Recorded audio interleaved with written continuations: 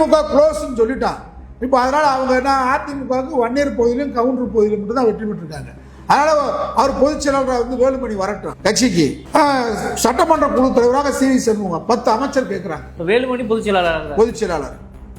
அப்ப எடப்பாடியோட நிலைமை, எடப்பாடி அவர் ஒரு பொதுச் செயலாளர். இப்ப ஓபிஎஸ் அதாவது வினை விதைத்தவன் வினை இருக்குது. ஓபிஎஸ் நிலைமை அவருக்கு என்ன செஞ்சு அதை நடக்கும் எடுத்துட்டாங்க முடிவு. தனிச்சு எடுத்த முடிவா இல்ல வேற அழுத்தம் இருக்கான்னு கேட்கிறேன். அழுத்தம் பிஜேபி கொடுத்த அழுத்தம் தான், அமித்ஷா கொடுத்த அழுத்தம் தான். அவங்க எடப்பாடி நமக்கு சரியா இல்லை அப்படின்றத முன்னாடியே உணர்ந்துட்டாங்க. தேர்தல் முடியட்டும்.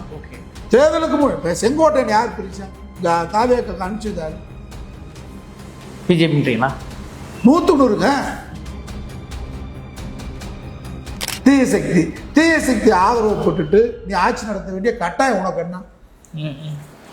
இப்ப அதிமுக வர்றாங்க, அவங்க அமித்ஷா சொல்லி வர்றாங்க.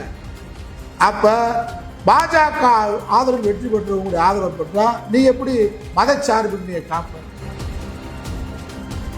இப்போ வந்து சி வி சண்முகம் தேர்தலில் தோத்து இருந்தாராங்க, அவர் வந்து இந்த பிரச்சனையை கிளப்பியிருக்க மாட்டார். இப்போ எல்லாத்துக்குமே சுயநலமே, கட்சி மேலோட்டம்.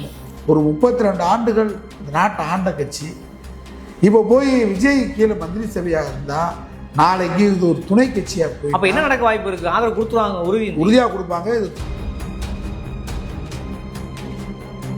ஒரு கோயம்புத்தூர் பகுதியில் தொண்டாமுத்தூர் பகுதியில் சாதாரண ஒரு கான்ட்ராக்ட் வேலை பார்த்த பிளம்பர் இன்னைக்கு அதிமுக உடைக்கிறான். அதிமுக தொண்டை எம்ஜிஆர் தொண்டை ரத்த கண்ணீர் வடிக்கிறான்.